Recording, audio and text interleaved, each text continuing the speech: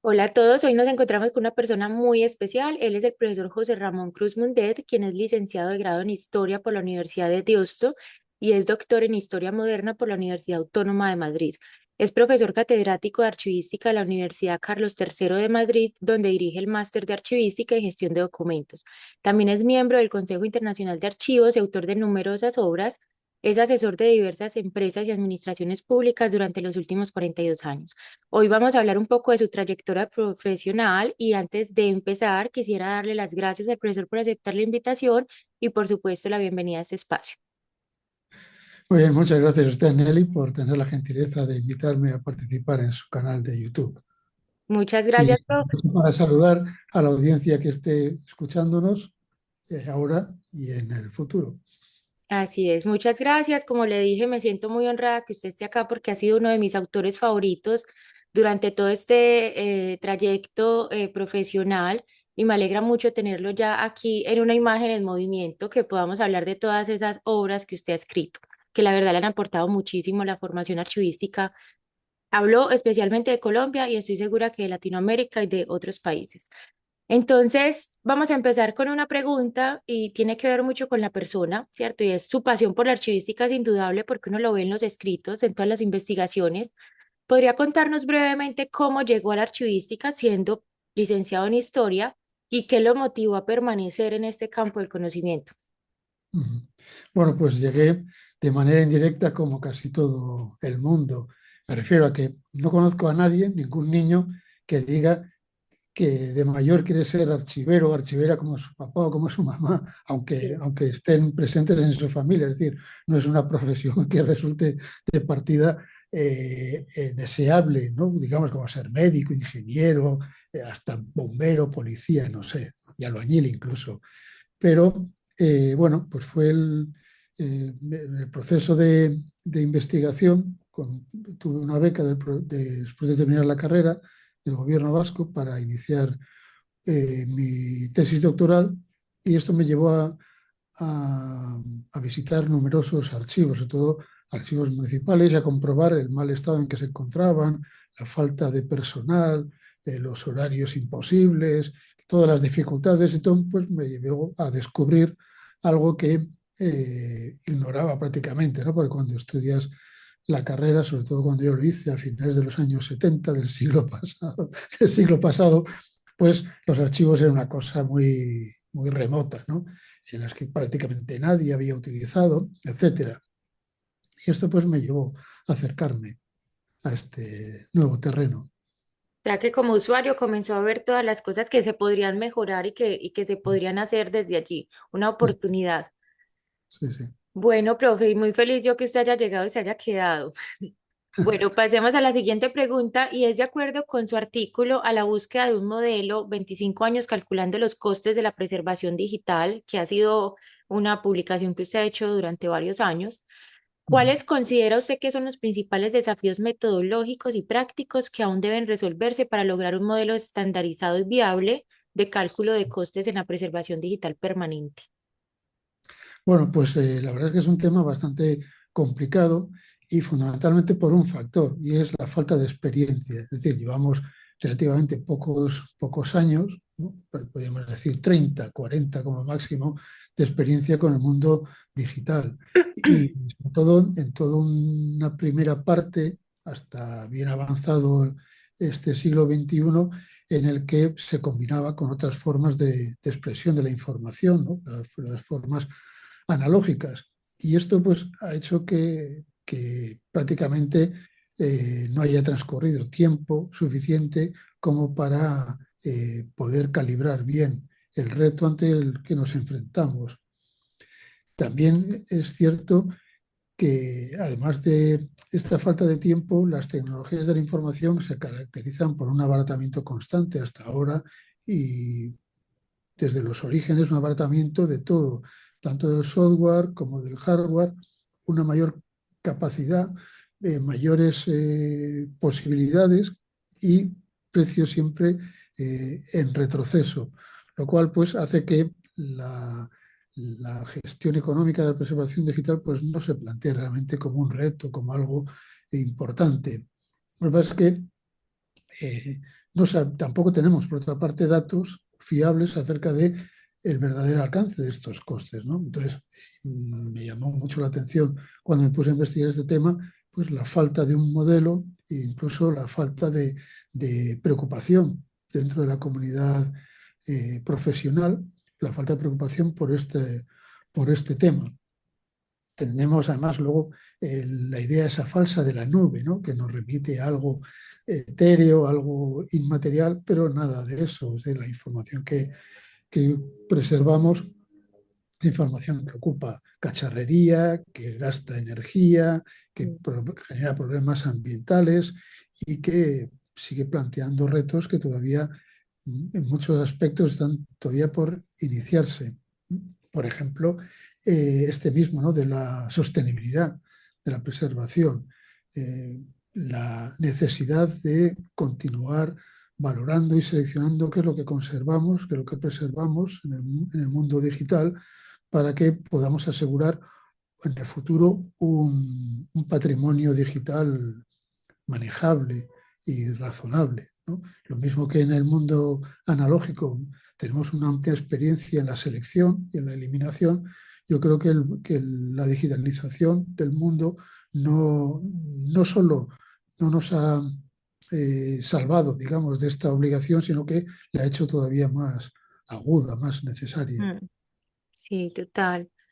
Bueno, profe, y porque la tecnología va más rápido de lo que nosotros podemos plantear como soluciones, ¿cierto? Entonces, bueno, y en una siguiente pregunta, ¿qué papel juegan las falsificaciones y la mentira convertida en documento? Y desde Ujú. su perspectiva, ¿cuáles son las tensiones existentes entre el Estado y la ciudadanía por el ejercicio de la libertad de información? Ujú. Bueno, son dos temas muy interesantes ambos y sobre los que he venido reflexionando también algo últimamente. El tema de de la falsedad documental a mí me resulta apasionante. Es tan antiguo prácticamente como la humanidad urbana o como la civilización urbana, y desde que aparece la escritura ya por eh, 2, 3 milenios antes de Cristo, con los primeros documentos escritos aparecen las primeras falsificaciones. Es decir, esto es una pulsión inevitable, porque en la medida en que los documentos sirven para demostrar y para respaldar situaciones de hecho o de derecho, pues la posibilidad de fabricarlas a la medida, pues es algo contra lo que es imposible luchar. Lo que sí es posible, y de hecho se hace desde el punto de vista del derecho penal, y también desde el punto de vista de la pericia, ¿no? De la pericia documental, que se vaya mejorando y se vaya avanzando en el descubrimiento, en la persecución de la falsedad documental. Pero es un poco como, como, como la liebre, ¿no? En las carreras de galgos, algo que se ha perdido bastante, pero el galgo nunca termina de alcanzar a la liebre. Pues yo creo que en este tema de la falsedad documental nos sucede lo mismo a los humanos, que siempre hay los falsarios, van unos pasos por delante nuestro. Y esto está relacionado también obviamente con el ejercicio del poder, porque muchas veces este se ha sustentado en falsos documentales, ¿no? En grandes falsificaciones. Por ejemplo, el, el poder no espiritual, sino el poder terrenal de la Iglesia Católica, lógicamente me refiero, pues se ha sostenido en un famoso documento falso, ¿no? En la donación de Constantino. O, por ejemplo, una buena parte de la digamos, del soporte ideológico del nazismo y de otras ideologías sectarias, pues se basó también en otro documento falso, ¿no? Como fueron los protocolos, famosos protocolos de los sabios de Sion. Y una forma eficiente de poder limitar el poder político y el poder económico frente a la ciudadanía es precisamente mediante el acceso a la información. Es decir, ya desde los años 60 por lo menos del siglo pasado, los países podemos llamar civilizados, realmente civilizados, países, por ejemplo, del norte de Europa, Estados Unidos fundamentalmente, pues desarrollaron legislaciones que regulaban esto, el derecho de acceso a la información y, lógicamente, a la información, sobre todo, contenida en documentos, ¿no? Que es la que genera poder y la que nos permite controlar el ejercicio de este. por desgracia, pues en países como el nuestro, como el mío, por ejemplo, como España, pues carecemos de una legislación, ¿no? Ha habido en algunos países del ámbito hispanoamericano, pues se ha optado, o iberoamericano, se ha optado por una puerta falsa, que es la de la transparencia y el buen gobierno, que es un eufemismo que lo que en realidad no resuelve nada.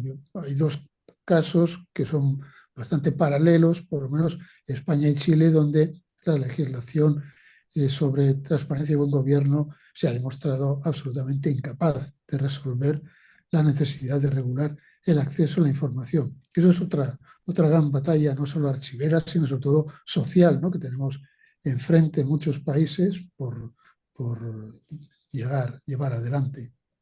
Profe, ¿y por qué cree que aún existiendo esa legislación no se resuelve ese tema de acceso a la información? Bueno, primero hace falta regular, hace falta legislar cómo se ejerce ese derecho. Si no se legisla, no se puede ejercer. Una sentencia hace muchos años de un tribunal español que con un cierto cinismo dijo que no se podría permitir el acceso a la información en un caso que se planteaba lo mismo que no se podría circular si no existiese un código de la circulación que lo regulase, ¿no? Pues bien, efectivamente el acceso a la información es un derecho, está reconocido prácticamente en todos los ordenamientos constitucionales, pero si no hay una normativa que lo regule, pues es difícil o imposible de llevar a efecto. Y además, incluso en aquellos países donde existe esta legislación, tampoco coarta el ejercicio del poder. O sea que es una falsa visión la que tienen generalmente los partidos políticos, al menos en España es un caso flagrante. Los partidos políticos españoles tienen un pánico al acceso a la información, igual que en nuestro caso, en otros muchos países sucede lo mismo, pero no se dan cuenta de que países que son plenamente maduros en este ámbito, por ejemplo, los Estados Unidos, que es el caso paradigmático, o el Reino Unido, un poco más reciente en el tiempo. En estos casos, ningún poderoso de ningún gobierno, ningún presidente de la nación ha visto coartado su ejercicio del poder. O sea que la información en realidad no tiene esa finalidad de coartar, sobre todo cuando es legítimo el ejercicio del poder, sino de poder conocer, poder saber y poder controlar, poder poner límites, ¿no?, a este ejercicio del poder. Y yo creo, profe, que ahí también hay un aspecto muy importante y es son los usuarios de la información que pues en la mayoría es la misma ciudadanía, pues puede existir mucha normatividad, avanzar en muchas cosas, pero si los mismos usuarios no saben cómo ejercer ese derecho, cómo hacer uso justamente como de esa legislación que le da una, digamos que legitima ese derecho, mejor dicho, pues nada se gana, ¿cierto? Si no hay difusión, educación o formación de ciudadanos o alfabetización informacional, por ejemplo, pues puede estar todo ahí disponible, pero los ciudadanos no van a acceder a ella y por lo tanto no lo están ejerciendo. Bueno, muy interesante esto de las falsificaciones, porque sí es como fuerte em, la calificación, pero es real, porque las instituciones públicas, digamos que aprovechan todo esto para poder dejar en sus documentos oficiales lo que quieren que se recuerde en los siguientes años, ¿cierto? Como parte de la historia.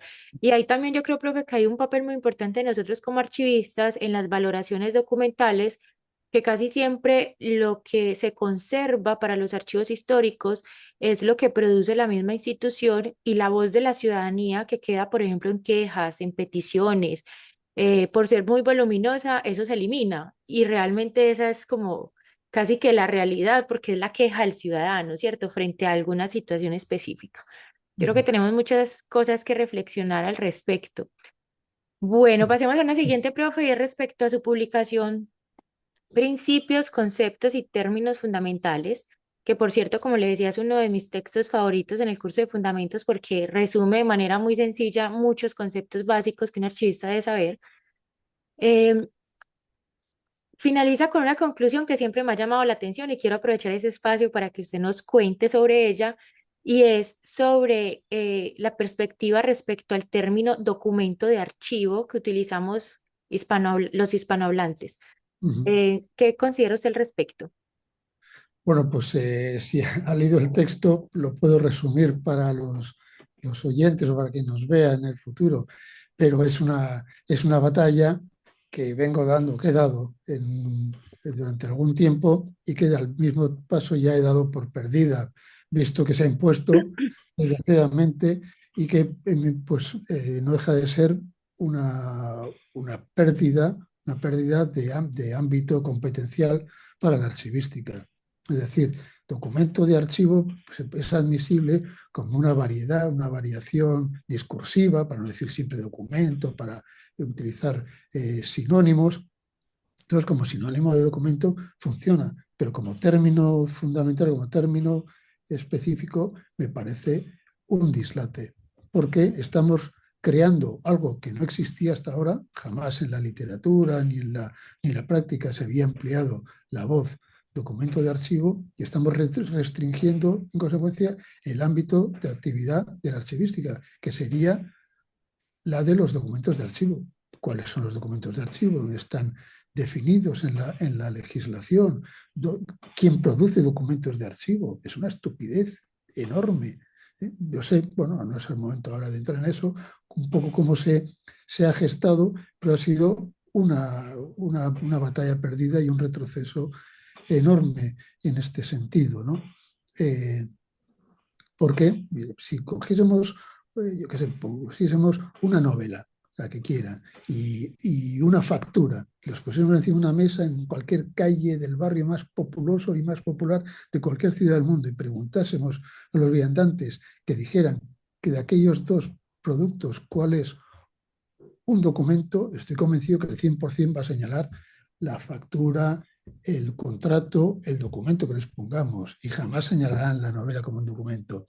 Lo que sucede es que en las últimas décadas en el mundo bibliotecario se han hecho con dos términos, con dos conceptos que eran propios de la archivística, son documento y fondo. Entonces, las bibliotecas ahora hablan de documentos. En la Biblioteca Nacional tenemos tantos millones de documentos. El fondo de la biblioteca, no, mire usted, las bibliotecas tienen publicaciones. Publicaciones en diversos formatos y soportes, papel, digital, videográfico, lo que quieran, pero son publicaciones y es una diferencia esencial porque son públicas, porque están publicadas, porque tienen múltiples ejemplares. Y sí, una biblioteca puede tener algunos documentos, puede tener algún fondo de archivo personal, sobre todo de compositores, de creadores, etcétera, pero no maneja documentos, maneja fundamentalmente publicaciones. Y por lo mismo, por la forma en que los acumula, maneja colecciones, no fondos. Es decir, el concepto de fondo está clarísimo.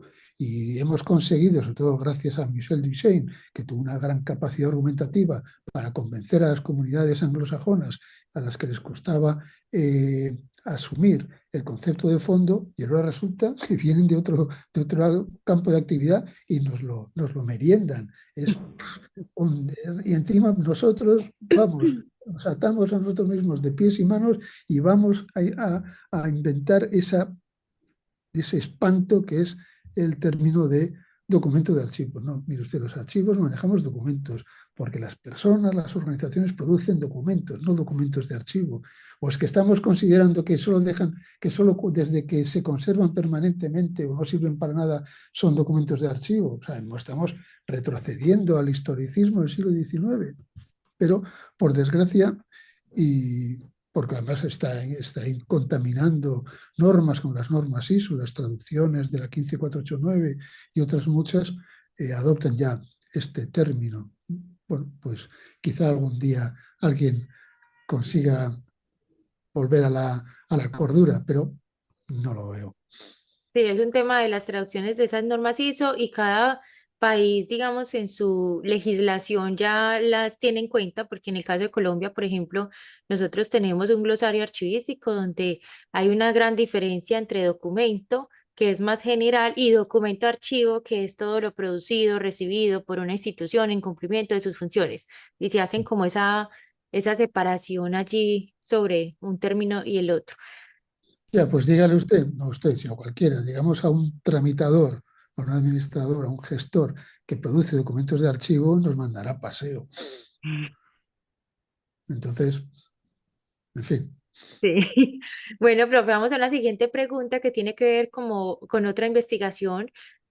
Como resultado de la investigación del 2015 y 2016, ¿cuáles son los pros y los contras, o como usted los llama allí, las luces y las sombras del modelo OISE, que es el Sistema de Información de Archivo Abierto? Ujú.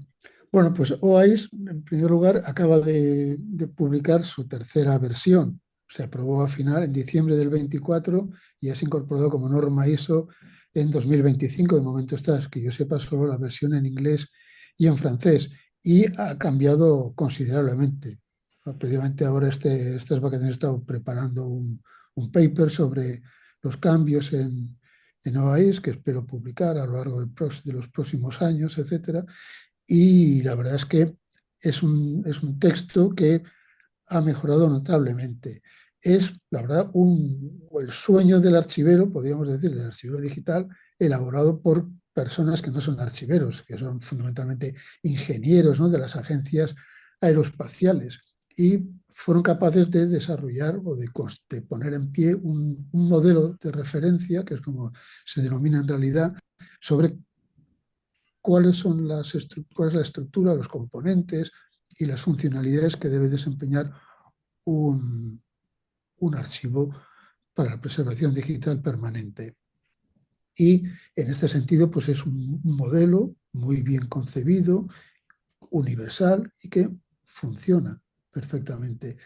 Las sombras fundamentalmente están en la terminología. La terminología es compleja, es enrevesada y sobre todo ha sido elaborada ex novo, sin tener en cuenta que ya había una terminología asentada, ¿no?, que es la terminología archivística. Pueden haber tomado términos del Dictionary of Archival Terminology de la Sociedad de Archiveros Norteamericanos, sin ir más lejos, aunque también a veces uno tiene sus prevenciones, ¿no? Es decir, si llegan a coger la, la terminología archivística, veamos el caso anterior, pues igual no hubiera sido ya tan claro el modelo. Pero bueno, en cualquier caso sí, es una terminología complicada y hay que estar constantemente recurriendo a su glosario para comprender la norma. O sea, no es una norma que cualquiera pueda, no me refiero a cualquiera, es decir, que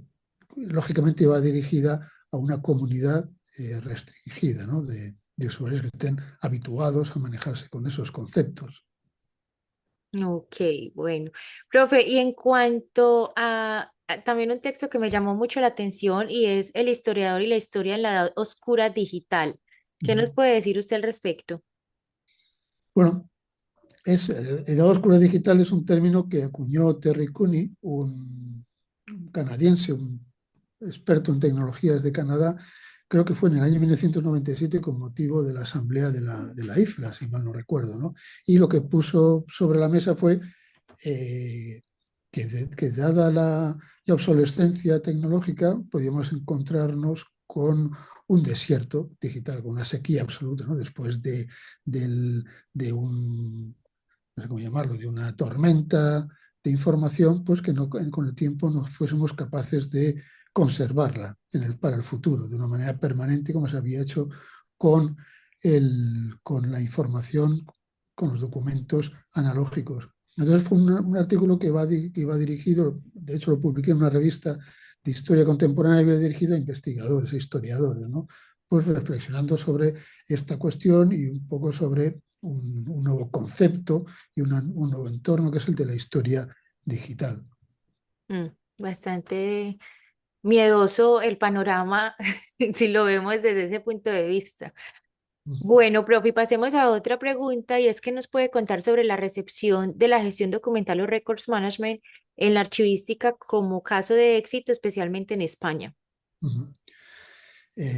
Bueno, como ya sabes, el Records Management es un paradigma, podríamos decir, de gestión de los documentos que se puso en práctica en Estados Unidos en los años 30 del siglo pasado, cuando se encontraba con el reto de poner en pie los archivos nacionales y sobre todo de ayudar a las administraciones a organizar la información, a organizar sus documentos con la finalidad de que se creara las bases para un futuro patrimonio documental de la nación norteamericana. y fue un modelo que encontró bastante resistencia en los países europeos, fundamentalmente porque, así como Estados Unidos es un país nuevo, había surgido en el siglo XVIII y digamos que no tenía el peso de la historia, los archiveros europeos estaban demasiado anclados en la historia, es decir, la función archivística se desarrolló, existe, digamos, desde la noche de los tiempos, pero se desarrolló a partir de principios del siglo XIX con la finalidad de hacerse cargo de los fondos históricos, ¿no? De poner en servicio los archivos nacionales y otros tipos de otras categorías de archivos, sobre todo basados en documentación histórica. Y entonces, claro, esto creó digamos, una dificultad añadida para sentirse interpelados ante la gestión de los documentos. Entonces, hasta muy adelante, hasta los años 60, 70 del siglo pasado, pues los archiveros europeos y de otras regiones del mundo pues, no se sentían concernidos por este nuevo paradigma, que ya no era tan nuevo, hasta que, claro, la realidad se impuso. Las organizaciones surgidas de la, del régimen liberal, de las revoluciones liberales del siglo XIX, pues también habían creado, acumulado una gran cantidad de documentos y también demandaban la atención por parte de los archiveros hacia estos nuevos fondos documentales. Y ya el remate vino de la mano de las tecnologías de la información, ¿no? La producción de esa cantidad enorme de documentos electrónicos, de sus versiones en papel, mixtas, etcétera, pues hizo que la comunidad archivera internacional y la más resistente, que habían sido los europeos, pues adoptáramos, ¿no? Este modelo. Y en España la verdad que es un proceso un poco curioso porque comienza en los archivos municipales. Yo entonces también en los años 80 era archivero municipal y fuimos nosotros quienes nos reunimos de manera espontánea, organizamos una mesa de trabajo de archivos de administración local y empezamos un poco a tratar de normalizar, ¿no? La gestión de los documentos en la administración local española. Y de aquí pues fue trascendiendo a otros ámbitos hasta la totalidad de las administraciones públicas. Y fue un éxito. Sí, sí, no, es éxito para las organizaciones, para las sociedades y un éxito también para nuestra profesión, porque corríamos el riesgo de quedar arrinconados, ¿no? Como meros servidores de la historia, como una disciplina auxiliar de la historia. Así es. Y justamente pues en Latinoamérica, abro caso colombiano, nosotros somos producto, la mayoría de archivistas colombianos somos producto de toda la teoría archivística traducida en español. Entonces, digamos que todas estas prácticas y todas las adopciones que ustedes tuvieron en España, pues luego se replicaron en Latinoamérica y hace parte pues como de la formación que nosotros tenemos. Ujú, Bueno, profe, y ya para cerrar esta conversación, es una pregunta que suelo hacerla a casi todos los invitados y es como que de aquí quede unas recomendaciones que a partir de su experiencia y trayectoria de estos más de 40 años, ¿cuáles son los desafíos más importantes que los archivistas de hoy o archiveros deben ujú, afrontar y qué recomendaciones usted nos daría? ujú. Bueno, es una pregunta difícil de contestar porque en muchos aspectos lo que nos está enseñando la sociedad actual, ¿no? Y sobre todo la evolución tecnológica es que no debo decir nada, pero muchas de las cosas que habíamos pensado y dado por inamovibles no lo son o no lo son tanto. Y entonces los archiveros o archivistas, como tantas otras profesiones, nos movemos con certidumbres que se vienen, eh, por lo menos, mm, asentando desde el siglo XIX, ¿no? Empecemos por nuestro gran paradigma, que es el, el- el principio de procedencia y el concepto de fondo documental, es algo que se asentó a mediados del siglo XIX, es decir, que funcionamos con certezas, con certidumbres, pero el mundo de las tecnologías y todo de la inteligencia artificial pues está creando un mundo en este sentido de incertidumbres. Entonces, la verdad tampoco es un consejo, es algo que ya están haciendo los jóvenes, sobre todo es no perder de vista y tratar de gobernar, ¿no? En el sentido de manejar, ¿no? Que es un término que se emplea más en América que en España ha desaparecido, pues de manejar en el buen sentido las tecnologías y manejar la inteligencia artificial, que no sea algo ajeno, lejano y ni amenazante, sino ver las oportunidades también que ofrece, porque es inevitable que por ahí va, de momento parece, el futuro. Entonces, en la medida en que manejemos, ¿eh? Que controlemos la aplicación de esas tecnologías y de esa inteligencia artificial, pues nos permitirá seguir, digamos, surfeando, ¿no? Estar encima de la ola sin que ésta nos lleve por delante. Entonces, yo creo que esto sería un aspecto. También sin olvidar pues, lo que son las bases de nuestra disciplina, ¿no? Lo que podemos llamar la ortodoxia archivística, porque a pesar de los pesares, los archivos y la archivística se vienen desarrollándose de una manera más o menos autónoma o clara, independiente, a lo largo de la historia. En los últimos 50 años hemos experimentado algunos escenarios amenazadores, ¿no? Cuando surgió sobre todo el documentalismo, etcétera, ese totum revolutum de la biblioteconomía y la documentación que intentó fagocitarnos, pero la realidad es muy tozuda y hemos salido, digamos, en ese sentido indemnes, es decir, hemos sido una profesión y tenemos un ámbito de actuación perfectamente limitado.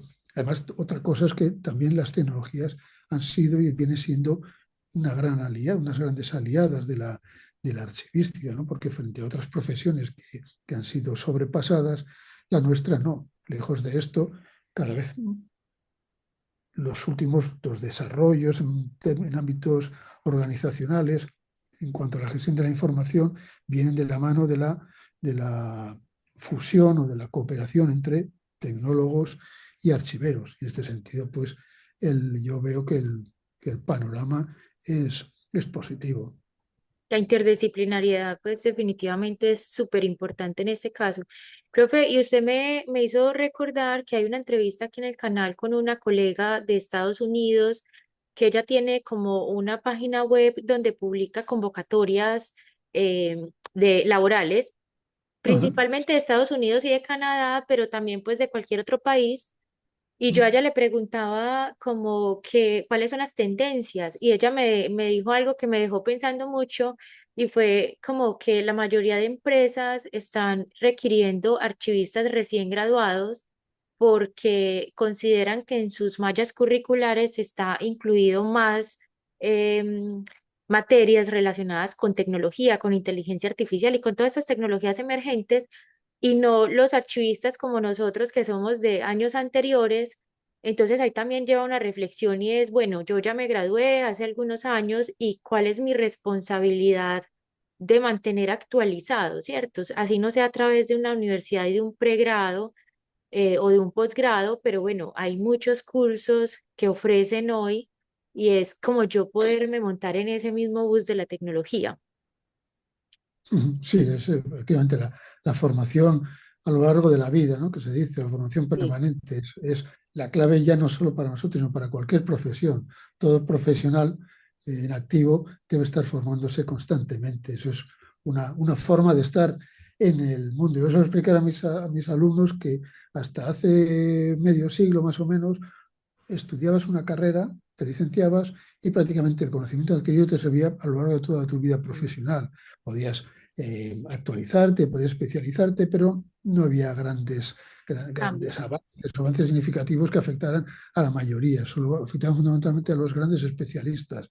Ahora no, ahora es imposible. Sea cual sea el ámbito de conocimiento, es fundamental seguir formándose y es una forma además de estar en la vida que es más, desde el punto de vista de la científico, técnico, es más agradable, ¿no? Más prometedora.